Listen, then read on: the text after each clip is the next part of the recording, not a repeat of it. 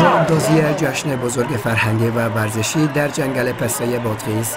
این جشن از سوی آمریت تربیت بدنی و ورزشی بادغیس به منظور اتحاد و برادری میان اقوام و ولایات مختلف کشور برگزار شده است.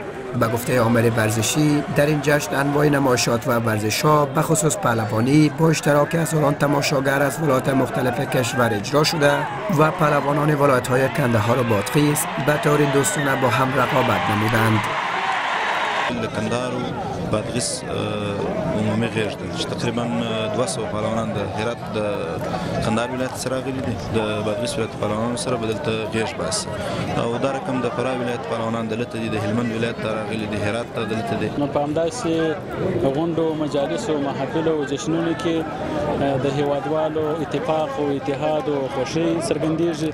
با این حال شماری از اشتراک کنندگان میگویند که برگزاری چنین جشن‌ها اتحاد و اتفاق را میان مردم به وجود می آورد. همه یک جا میشینه، بالا میشه، گشت گذار میکنه.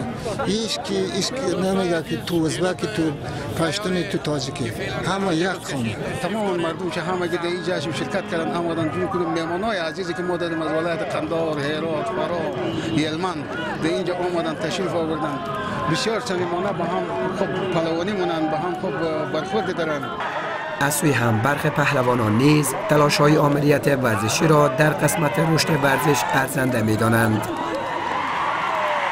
دا ډېره ښه فضا لري، ښه غرونه لري، ښې پستې باغونه لري، نو دې خلکو موږ ډېر عزت وکړي. از تمام نقاط افغانستان به اینجا به این جشنواره و به این پست‌آزار ولایت بادغیس اشتراک میکنند.